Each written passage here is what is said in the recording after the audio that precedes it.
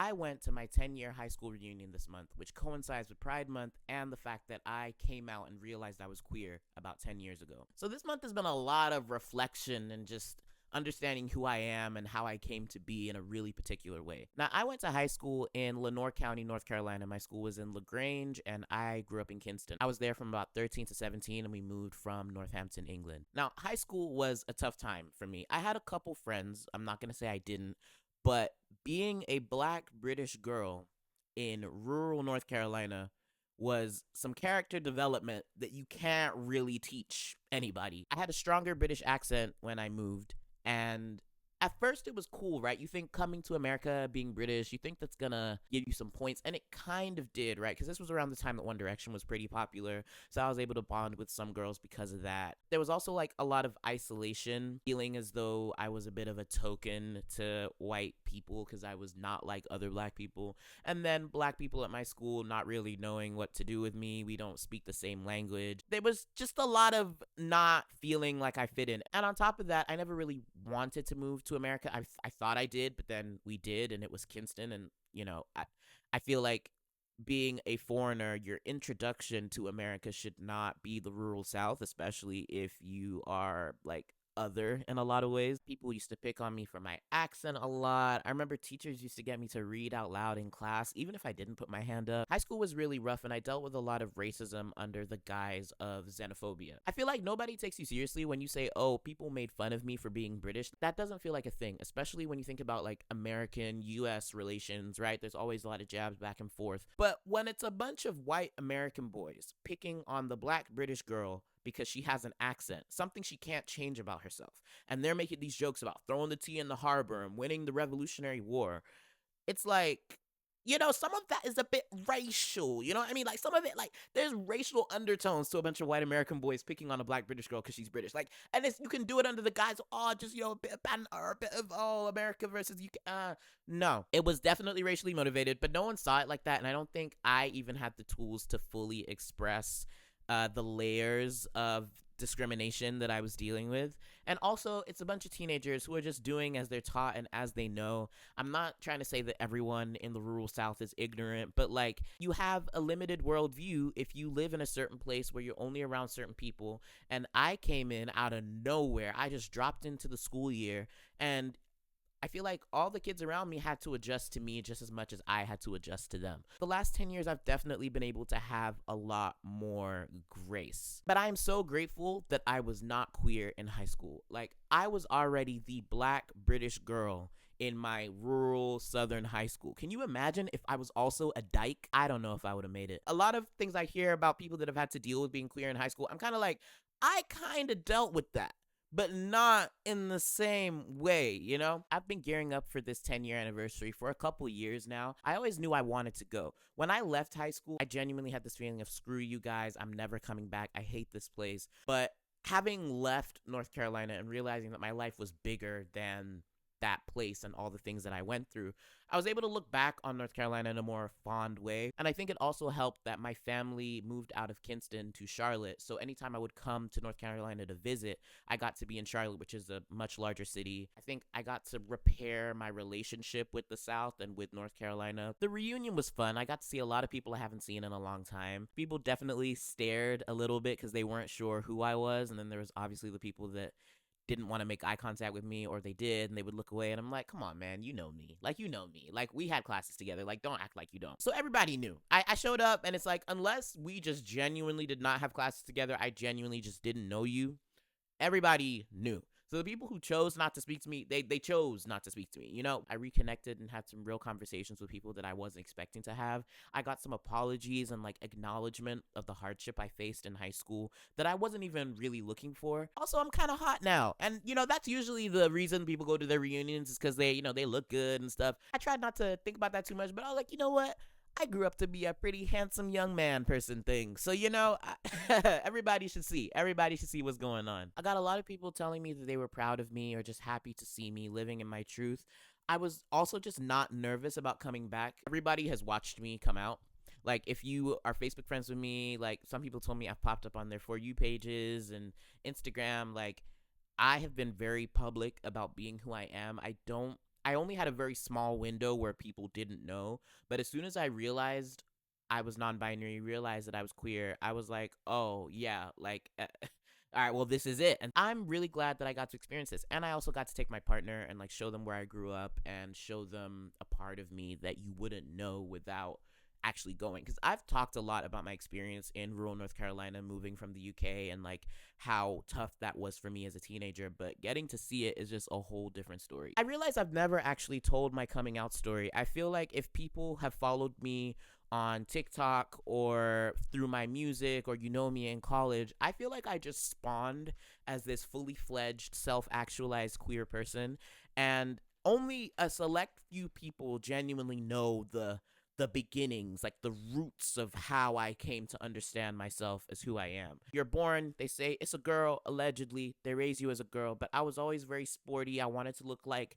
Lil Romeo and Lil Bow Wow at the same time. I like basketball. I like climbing trees. I was jealous whenever I'd go to a wedding or a party and my mom made me wear a dress and I saw the boys got to wear suits. Like, but I thought that was just something all girls felt, but apparently all girls do not feel that way. I have dealt with ungendering as a person my entire life. Like, even 0 to 17, where I genuinely felt like a girl. I identified as a girl. Girl power. I loved cheetah girls. I loved, like, I genuinely felt like I was a part of the club. But the world around me was always telling me that I wasn't a girl, whether it was at home with my mom, whether it was at school, whether it was in sports. Like, everybody was telling me that I wasn't doing it right. And I especially came to understand this living in England. I lived in England for my formative years of primary school and then a little bit of secondary school. One of my most formative memories of being told that I wasn't like other girls, or that I wasn't girl enough, was in primary school. There was this thing where a bunch of girls were going around to different boys on the playground and asking them who they fancied, who they had a crush on. And, they would list off names of different girls in our school. And, the boys would be like, oh, no, not her. Yes, no, yes, I like her. No, I don't. Just like casual. But then when it came to my name, they'd be like, okay, so do you fancy Chanel? And I remember this boy, I will never forget this. And I will repeat this story to anyone who cares to listen. He said, Chanel doesn't count as a girl. Now, you could have just said no. If someone ever tells you the worst they can say is no, no, there's worse. There's always worse that they can say. Chanel doesn't count as a girl. Now, in comparison to maybe the more nerdy, not as attractive girls according to the social hierarchy of school, right? If they were white and just not attractive, they'd be like, oh no, I just don't like her. Cool. But me, it was I didn't count. I didn't even count enough as a girl to say yes or no if you fancied me or not. And it was things like that, like being a black girl, and I'm sure a lot of black women and girls have experienced this. If you are in predominantly white spaces, you're just already treated like you're just not doing it enough, especially if you aren't super duper beautiful, if you don't have your hair straightened and relaxed and looking like the white girls, like to the point where honestly even in primary school I was the only dark-skinned black girl in my year, except for one girl, but she only stayed at our school for maybe like a year or two. But for the most part, in primary school, I was the only dark skinned black girl. All my black friends were biracial and light skinned, which comes with its own set of problems, and but like, I was the only one. I was, I was the only one. Like, oh god. So I spent a lot of my time like not feeling like I was pretty enough, right? It was more like, not feeling like the other girls. And I think a lot of girlhood when you're younger is like how much boys also like you. So I just wasn't getting that. So I focused on my books. I said, you know what?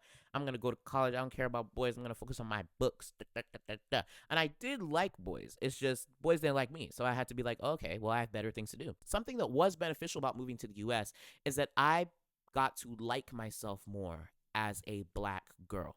In the South, especially because the South is so predominantly black, there's such a rich history of black people being there. It was the first time I had boys asking me out or like calling me pretty or even like harassing me on the bus and saying lewd things. Like, I don't know, even though that's not good, it was the first time I got any kind of like romantic or sexual attention from boys was when I moved to the South. And moving to the South, being around other black girls, being around black boys who like black girls, I was like, oh, I'm not ugly. I'm like a Southern 8, you know, but I was a British 4.2, you know, like it really changed my perspective on my blackness, and it definitely allowed me to love myself a bit more. So anyway, playing sports, being the only black girl in a lot of white spaces, I dealt with a lot of like not feeling feminine enough. Being a tomboy is only cute when you are a child. Once you hit puberty, that's when the moms and the aunties are like, okay,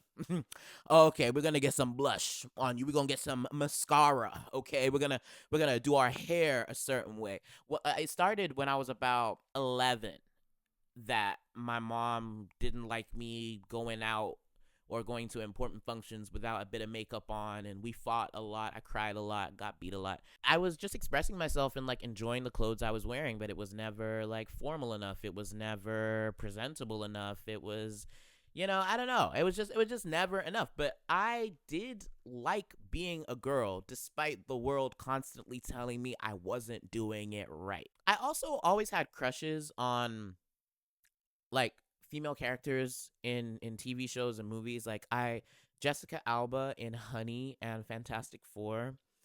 I I didn't know what to do with myself. You know, I wore that Honey DVD out, and it was a bootleg too. I wore that DVD out. I'm watching the Beautiful Liar video with Shakira and Beyonce. Like, oh my god, I just women's empowerment. I just love women being able to express themselves and like, you know, I used to play boy characters in video games kind of like a lot of people did, but you know, I didn't see anything of it. There are definitely a lot of telltale signs from my childhood that I was gender nonconforming or that there was some queerness about me, but you know, you're too young. You're just being you. And a lot of the time, that is what it is. It's just like you being yourself. It wasn't until 10 years ago in January, I went to a Christian music festival. It's called Winterfest in Lynchburg, Virginia, like in the Liberty University campus. I went with my church, and I met this girl in line who was from another church, and we just instantly clicked. We talked about music, and we had a lot of things in common. Like she was a Tumblr girl, and we were talking about, you know, Arctic Monkeys, 1975, One Direction. Like it was a lot of that. I think she was into Fifth Harmony too. I should have known. And we just spent a lot of time together during the concert. I literally didn't sit with my church group. I just sat with her and her church friends. And I just thought, wow, like I'm really making a friend. We're really clicking, you know, like girls being girls. Like that's what I thought it was. And I remember there was this moment where, you know, during the intermissions, like she had a lot of anxiety with crowds. So like I held her hand as we were going to the concession stands and going to the bathroom. And I just felt really like nice being able to like protect her and give her a source of comfort. And I'm just like, wow, like we're so close. We're going to be like best friends. Like we're just I just thought we were bonding. I thought we were close, but I definitely some feelings were creeping up, and so there was a prayer that you do right before midnight, and I was praying to God, and I was like, I know what it says in the Bible. I know I'm not supposed to be this way, but I'm feeling this right now. I was like, God, when the clock strikes midnight, like you need to take this feeling, this feeling of homosexuality, you need to take it away. The seed of lesbianism, the seed of sapphic desire is being planted in me, oh Father God. If you don't take this seed, if you don't if you don't take it away, I'm gonna have to be gay. I'm gonna have to be gay. If you don't take it away, I'm gonna have to do it. I'm gonna have to do it. And as you can imagine, the clock struck midnight, and I still had feelings, and it was still there. It was still very much there, and I was like, oh God. So me and this girl, we hug to say goodbye to each other, and it was a long, long hug. It was a very warm embrace, and I was like, wow. Like you ever just have that like those hugs? Like also that's what I think I miss that about being a young queer kid. Sometimes that same sex attraction and all that, it isn't even overtly sexual. It isn't like all these like boom boom boom. Sometimes it's just a warm embrace from a girl you really like. And you're like, wow, I am not straight. Like, whoa. We kept contact, and I'm riding the bus home. I'm listening to Luxury by Azalea Banks, Broke with Expensive Taste. My bisexual soundtrack was that album. I'm on the bus like, wow, I'm bisexual. I like girls. I want a girlfriend.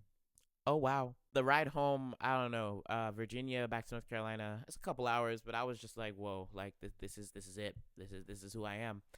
Fuck. And that is how I realized that I was bisexual. This is how I realized that I could develop romantic and sexual feelings for women. The follow up to that story is that me and this person stayed in contact. We are still in contact to this day. Like a week after we met, I sent her a long text message just telling her about how I felt about her and how it was okay if she didn't feel the same way. It was like, because it was a double whammy of coming out to someone for the first time and also expressing my feelings at the same time. I'm 17 years old, okay? I don't have any experience with this. I sent this long paragraph expressing how I felt and how it was okay if she didn't like me back, and I turned off my phone and I hid it under my bed for like an hour because I was so nervous to have to like read a reply. I was listening to the song Friends to Lovers by Aluna George on repeat while I waited. I opened my phone and rest assured, she said, yeah, I'm gay too, and I like you back. And I feel the same way. No, like, I feel like that being my introduction to being queer, like, that my first sapphic crush was also someone who also liked me back. That's the rights to a queer coming of age movie right then and there. Like, Warner, Lionsgate hit me up because like you can't make it up. At a Christian music festival, I'm supposed to be jamming out to Lecrae and them men, but no, I was I was hugging girls and pining and yearning. The relationship only lasted a week. It was very hot and heavy though. We were texting a lot of longing, a lot of I can't wish I would want to be with you. She lived in Raleigh, so we were just there was a distance thing, but we were like, I'm gonna take the bus and I'm gonna save up and I'm gonna come see you. Like, oh, children, But then we broke up because she still had feelings for her ex, very classic lesbian tales there. I was so heartbroken and it sucked because I couldn't tell anyone in my real life what was going on. Like I couldn't talk to my mom. My mom seeing me mope around the house and I'm just like, I'm fine. I'm good. Fine. Fine. Fine. Like I'm dying inside. Like this girl that I liked, that it took all of me to come out and tell her how I felt, and she liked me back, but for 1 week, and then she had an ex. Who is she? Who is she? But, I got over it. I started thrifting too, wearing like, baggy sweaters and stuff like that. And I was just like, you know what? I'm good. I'm fine. And luckily, I made two friends who were also bi, who lived in my town and went to a different school. And it was nice to like have that little bit of community, especially in such a rural place where I didn't know other people like me and things like that. Me and this person who is now non binary, we are still friends. We still follow each other on social media. We have not met in person since that moment 10 years ago, but we check in on each other from time to time. If you're watching this, shout out to you. It all worked out. That was January 2015, right? So there I'm like, okay, I'm bi. I'm watching all the queer YouTube, Ari Fitz and Amber's Closet and what's that Canadian vampire, Carmela? Yeah, or what was that? Yeah, Carmela. Oh god, I was obsessed. I was watching Lost Girl. The Canadians, I feel like the Canadian gay ladies, they really know how to make some TV. Those were the first bits of queer media that I consumed. I was really like feeling great. So like I said, this was my last semester of high school. I just felt like no one really needs to know. My online friends knew. I knew. The couple friends I had in Kinston, they knew, and that was enough. My mom definitely didn't need to know. At the time, she was still very staunchly Christian, still very homophobic, and I was like, okay, that's fine. I have 6 months till I go to college. I'm going to Illinois, I'm taking my talents to Illinois, and I'm gonna gay it up over there. The summer, there's a moment where my mom was cornrowing my hair, and she took a break, and she cornrowed the sides, and I looked at myself in the mirror, and I have this faux hawk. The sides are done, and the top, and I saw my face in a way that I had never seen my face before. Mind you, before that, I used to dress pretty I know I love my sneakers and my jeans, and I was a Forever 21 boots, Rue 21 boots. But I was just, felt like a, sporty, like I thought I was given STEM, not really like masculine, just like a girl who likes her Air Force Ones. I didn't think too much of it. But this hairstyle made me look at my face in a different way, where I saw my jawline and I felt like my androgyny like leapt forward in a way I was like, wait a second. I don't think you're a boy or a girl. You're just like, you're just you. And it was just that one moment in the mirror, and that was it. I was non binary from that moment on. People sensationalize trans identity and, like, how did you know? When did you? And it's like, I always knew, but didn't have the language. And then there was just a moment, a couple months before I was going to be shipped off to college, where I looked at myself in the mirror and I was like, hold on a second. You look different. I started buying button ups from the thrift, the ugliest dad shirts you can find. My mom, I asked her not to braid the rest of my hair. I told her I liked what was going on, and she said, "Oh, sure, no problem." She left my hair like that. I got different colors on my sides, which was really cool. And yeah, that's it. Since then, I have identified as non-binary. I've identified as trans masculine. Demi boy was a word I picked up from Tumblr that I enjoyed in my younger years. Now, not so much. And with all that, within 6 months, I realized, wow, I'm bisexual. I'm non-binary. I'm trans masculine. Whoa, whoa, whoa. And then I just went off to college, and that is another part of my story.